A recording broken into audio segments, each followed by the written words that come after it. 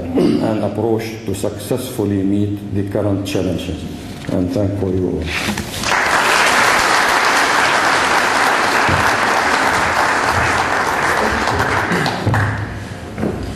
Thank you very much indeed, Mr. Sherman. The solidity and centrality of the local banking sector, of course, to pretty much everything we're going to be talking about, we will come back to again and again over the course of the next day and a half. So thank you very much for Can you hear me? Yeah. Hello. AV, am I on? So, welcome to the opening panel, where, as I say, what do you want me to do? Move it up or move it down? Move up and down, as you're suggesting.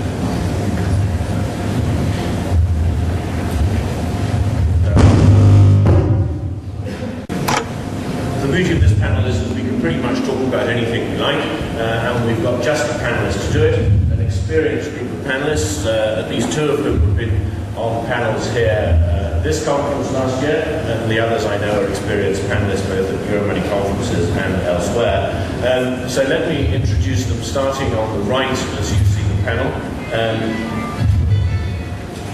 Marios Maratheftis, his name, the clue is in the name, he's Greek. So he's, did you vote on Sunday? No. Did your wife vote? No. Okay.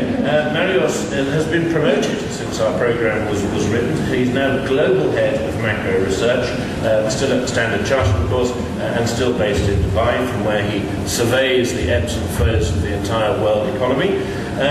No stranger to Euromoney panels in this region, Angus Blair, to my immediate left, is the president of a new company that he has founded called the Signet Institute. Their slogan is, I can't actually read it now, yes, I can read that bit, but does it say the seal of business integrity or the soul of business integrity? Could be both. They offer definitive thinking on business and politics in the Middle East and North Africa. Can you really not hear me with the lapel mic? We just have your identified voice. What? It's not working. It's not working. Okay. Well, it's in common with 13% of the Jordanian population. To my right, Nadia Al Saeed is the general manager of Bank Al Etihad, a recently rebranded institution, of course, but both as an institution and as an individual. Her Excellency is no stranger to any of you. Okay. Right, third time lucky. And finally, last but not least, on the left of the panel, Dr. Saladin Al-Bashir is a senior partner in international business and legal associates, attorneys and legal counsellors based, of course, here. You also a former government minister, am I right in thinking that? So two former government ministers, mind you, a statistically significant proportion of the Jordanian population.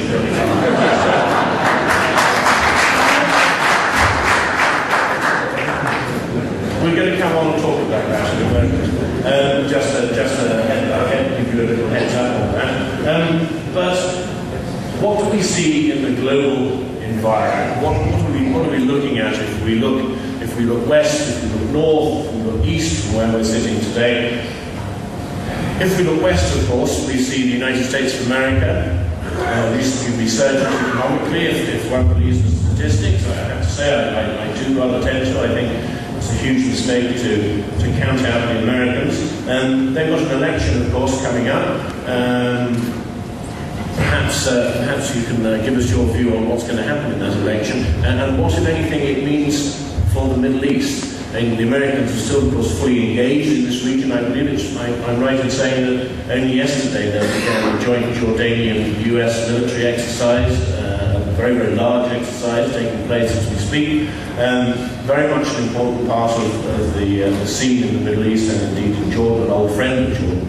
What do you see in America at the moment economically and indeed politically come November? Yeah, when it comes to the Middle East and Jordan, I do not think anything will change irrespective of who wins the election. Jordan is a very important ally in a not incredibly stable neighborhood, and will continue to be so for the United States, irrespective of the people in charge. And I think that's incredibly good news for Jordan, especially given the financing needs that Jordan has, both on the budget front, but also on the current front. Jordan needs to attract foreign investment inflows into the country. I do not know, and I wouldn't call the result of the election, so we'll have to wait and see. But when it comes to the economy, the theme is one of the fragile recovery. There is an economic growth in the United States. That's fantastic news. We're avoiding the double-dip recession. Great news. But this is as far as the good news goes.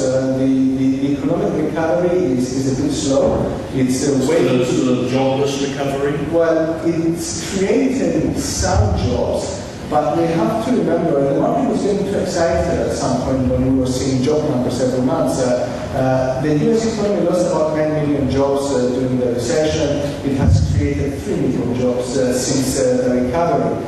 It's better than keep losing jobs. It's good to see some recovery, but there is a massive way to go. And I think for the next few years, this sub-trend growth from the United States will continue, which means that the Federal Reserve will be very unlikely to be hiking interest rates, raising interest rates anytime soon. I think this is the environment where the US government could be doing much more to try and boost the economic recovery. I think there is an obsession in the world with austerity. But I do believe that the countries that can afford to spend a little more and create economic activity should be doing so. And the United States is one of the very few countries that can afford to do that. The reason why by effectively devaluing their own currency. Either by dividing or by spending more cash and running a bigger deficit in the short run. It's not necessarily a bad thing. The only way you can reduce your deficits and the way you can reduce your debt is if you're growing. If you're not growing, you're going to be missing your fiscal targets. We saw it in the US, we saw it in the UK, we saw it in Spain, we saw it in Greece. So if you're not growing, chances are that over a few years your debt burden and your deficits will get worse. And the US can afford to create some growth right now for a simple reason. They borrow in dollars, they borrow in their own currency. It's a huge luxury. It's the reason why the Eurozone, or one of the main reasons why the Eurozone is so much less. We'll come on to the Eurozone in a moment, and irresistibly we'll come back to you. Angus, what do you feel is happening in the US economy generally? Comment, if you will, on this notion that the world has an obsession with austerity. One might say the world has an obsession with talking about austerity. I don't see actually a great deal of austerity. I don't see fiscal deficits being cut anywhere. They are being widened less slowly than they might otherwise have been. Sorry? Because of austerity. Sure. Tell us where you stand on this. I would go further, and I agree with Marius that take us a little further. If you look at the US in terms of the recovery issue, I think for me, which is the issue which is not talked about very much here, the million household equity in terms of the real estate assets. The fact we can't hear you. I don't think yeah, please go ahead. The main issue I see one of the key issues that's not talked about very much in the US is household equity in terms of value of the house, and that's the mortgage. That creates one problem that in America, up to recently, 1 in 8 workers move around the country every year. So you remove the diminishing work movements, which is bad for the economy, very bad for the American economy. And the other issue, obviously, in the country is the banks. The fact that the banks are having increasing debt from the issue of housing at the moment. So I think that's one issue in the background that we have to take notice of. You mean increase in non-performing loans? Exactly. The issue on austerity, this is interesting as an economist looking at this. It seems to me that we never learn lessons. No one's looking at really at the lessons from the 30s. And I agree with you about the issue of austerity, and with Marius, we made this point. The fact that austerity, that you're cutting, therefore cutting economic growth, and you're not getting it in terms of returns are on tax. So it's and obviously the reaction to this in Europe, in France, we saw it to an extent in the UK and local council elections. This is an ongoing debate. I would say that we should look at Roosevelt and the success of the New Deal. I studied that years ago. It worked. Public works that are needed by the general society infrastructure. It works. A massive program of building of highways, of bridges, of public buildings, post offices all around the country. Hoover Dam is one of the most visible parts of it. That worked. It got people back. People started paying tax. Corporates started paying tax. And the economy started growing. Clearly, the Second World War went on, and that helped change the economy further. But the issue of austerity is that I don't think, say for example in Britain, the Chancellor of Exchequer will meet its targets, because the fact is that you are cutting. Austerity is cutting, but it's not creating results, it's required. The fact is that you've got to look for growth and finding you have to be more creative. I think, therefore, yes, if we cut the state, that's just targeting the state's expenditure. And that has to be done. And I think there are lessons for Jordan now too, with a large state, that all of the countries in the MENA region find better ways to spend the state capital. Let's not run ahead of ourselves too much just at the moment, because we have a lot of ground to cover and some time to cover it in. Talal, let me ask you, come back to this question of the United States. Traditionally, do you see a division in terms of policy, or a gap in terms of policy between Republicans and Democrats, or Republican administration in the White House? Do you expect that to make a difference to the Middle Eastern region, or Jordan in particular? Give us a little bit of what you see in the US today, politically. And then if you would tell us how important is the US today as a partner for Jordan in security, trade, anything you want to look at? And is that important diminishing or increasing? Historically, we have seen almost identical foreign policy stemming out of the U.S. Under different administrations. It has been of no significance whether actually the White House or the Congress is ruled by the majority Democrats or Republicans. The reason that has been because, by and large, the most important element that is watched from this part of the world, as far as the U.S. foreign policy, would be in relation to the Arab region.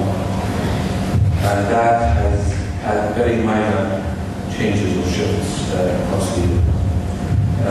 For that reason, we have not seen any kind of anxiety coming out of the change in the White House, whether in relation to the basic element or basic concept of this region, Do you not see that insofar as the American position in the Arab-Israeli conflict, you raise the question of that conflict, there seems to me to have been somewhat of a shift away from Israel, whether it's a shift towards the Arab side, is perhaps a different question.